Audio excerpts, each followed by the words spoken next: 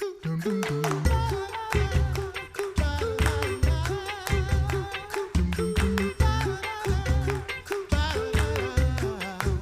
back to the Coffee Hour. I'm Andy Bates. I'm Sarah Gulseth. It is Monday, but are you thinking about summer? Yes. If you are that post-high school, college age, well, we're all post-high school here, aren't we? College age.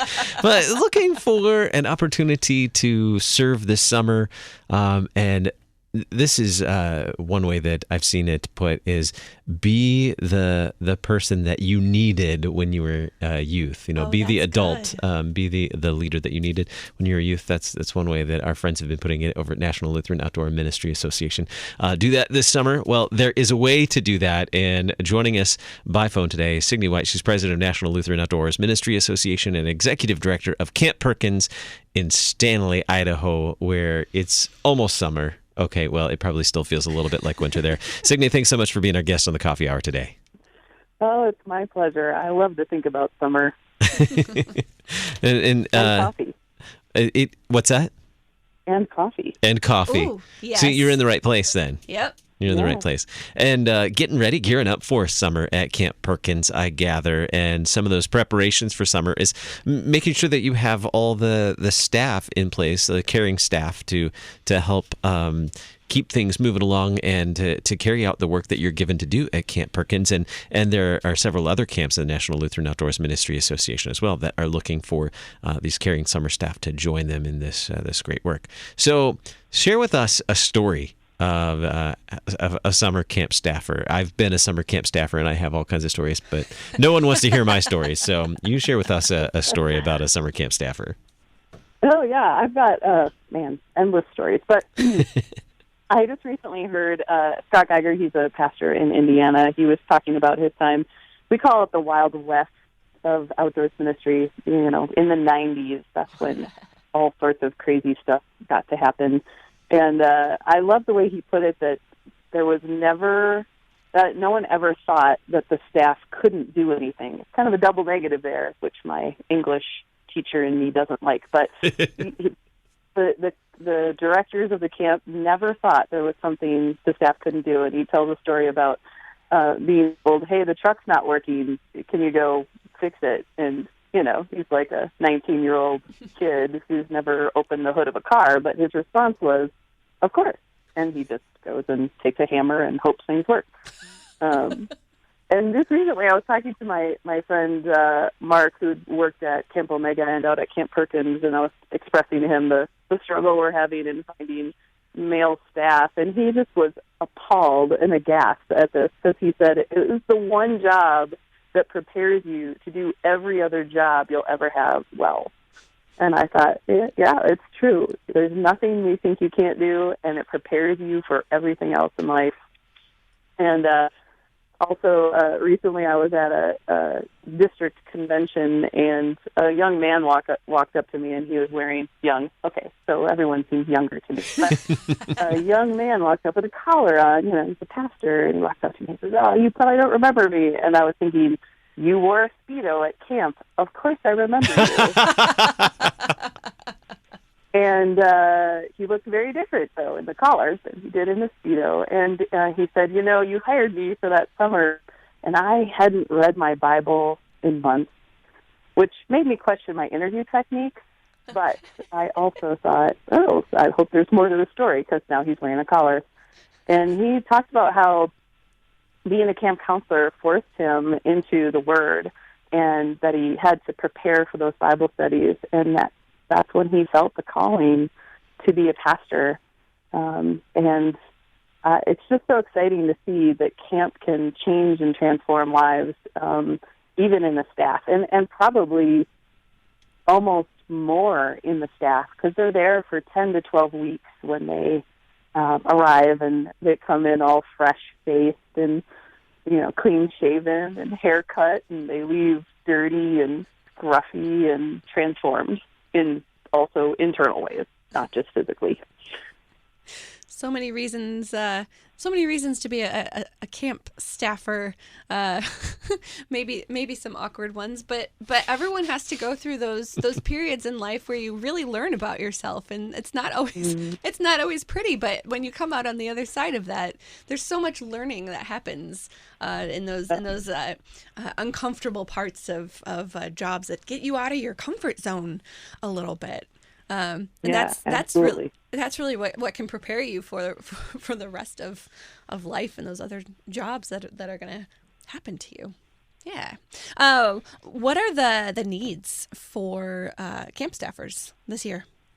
Yeah, right now at our Lutheran camps across the country, we're looking for 40 male counselors. Wow. And staff training starts in just over a month for most of these camps. So we're still looking for 40 good men. And we're also looking for 20 female counselors. So you can see that the ratio is quite high. We're looking for a lot of guys out there. And then we're also looking for some support staff positions, maintenance, kitchen, even social media support. And a few camps are looking for head cooks, people who can come in and manage to cook for anywhere from 80 to 200 people 3 times a day for 12 weeks. Easy. No big deal. Anybody can do that. It's just like super family style. So the need is great, and there, as you shared in the story earlier, how serving in a position like this during the summer, at that particular point in your life too, can be something that can really make, while it's serving others, can also be somewhat transformational for you as well, helping you navigate what are those future vocations I have, and how important is it for me to be in the Word, and how that impacts my future vocations as well. So this is a really unique opportunity. It's a great opportunity. I got to serve on summer camp staff at Camp Luther Haven, and I also got to serve on staff at Camp Pioneer, 2 of the camps that are included in National Lutheran Outdoors Ministry Association, and have been involved in some of the other camps as well. And I learned so much during those times. I learned about teaching. I learned about the importance of being in God's Word, even when you are so tired that you can barely keep your eyes open to read God's Word. But all those great things that can happen at summer camp. And you mentioned that you even have a need for some support staff in social media, so you can tweet and you can listen to real tweets in the woods and have real FaceTime. And what was the other one? We had some really cheesy ones that came up. Oh, Vine, but Vine's gone. But the real Vines are still there at camp. So how do you do this? Get connected to the real Vine. That's right. Connected to the real Vine at camp. There you go. How do you apply to serve at a Noloma camp this summer? So the easiest way is to go to our website, which is probably not easy to remember, but I'm sure you'll put it in the show notes online. But it's noloma.org, NLOMA.org. And on there, there's a link to an application. And I'll also post it on our Facebook page if it's easier for people to look there and find it. But you just go on and fill out an application. It just takes a few minutes. And then after that, the kind of cool thing about this is everyone right now is looking for a summer job probably, and you're putting in resumes and applications at all these different locations, and it's very time consuming. But what Noloma does is we solve that problem for you. With one application, you're submitting your resume to 28 different locations.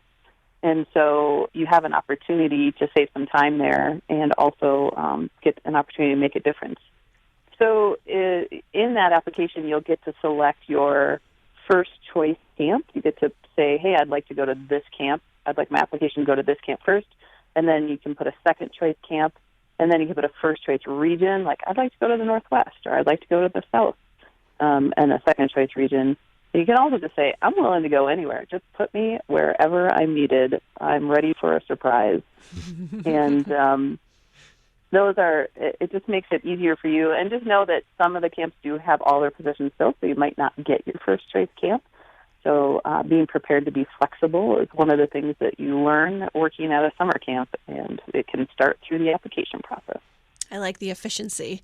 Put one application in, and you get a lot of different options. That's good for young people who don't have a lot of time on their hands this time of year. Yeah. How would someone prepare to, maybe they've never been to camp before, or they haven't been a staffer before? What would they need to do to prepare themselves to be a summer camp staff person?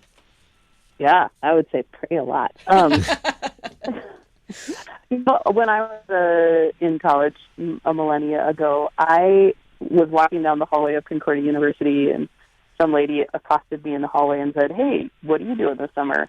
And I ended up working at a summer camp in New York, Camp Pioneer, in fact. And I had never in my life been a summer camper, and so I had no idea what to expect. And so those can be great staff as well. So don't feel like if you have never been to a summer camp or never even thought about working at a camp that this doesn't apply to you. But one way to prepare now, I mean, back then it was much more difficult, but now all these camps have videos. So there's videos, you can just watch a video about what that particular camp you're applying to looks like and what to expect and so forth. The other thing is most of the camps now also have pre-summer communication venues. Like, so for example, we at Camp Perkins, we use an app called Slack, and some people use Facebook groups, and so there's places you can ask questions. So utilizing those resources of videos and get on their Facebook page and look at the photos.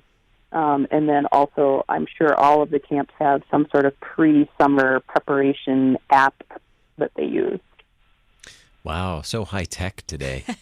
I know. I mean, back in the day, I got like a piece of paper in the mail. That's what I was going to say. I think I mailed my application in. What? Like, I filled out a piece of paper and mailed it in. Yeah.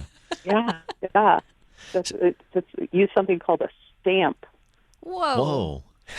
Yeah. So we just have under a minute left.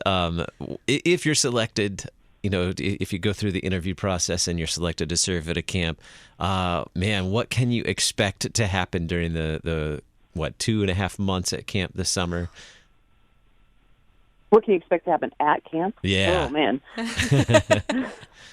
Expect to make lifelong friends. Expect to get really dirty and smelly. Expect to have your faith grow and stretch in ways that you can never expect. Expect that you will change and transform kids' lives. Expect that you will be used by God in ways that are unforeseen at this moment, but He knows and has a plan for. Our guest today, Signe White, President, National Lutheran Outdoors Ministry Association, and Executive Director at Camp Perkins in Stanley, Idaho. Thanks so much for being our guest on the Coffee Hour, and our prayers with you as you continue to find those staff seek out those staff for this summer. Thank you. Well, that does it for the Coffee Hour. I'm Andy Bates. I'm Sarah Golseth.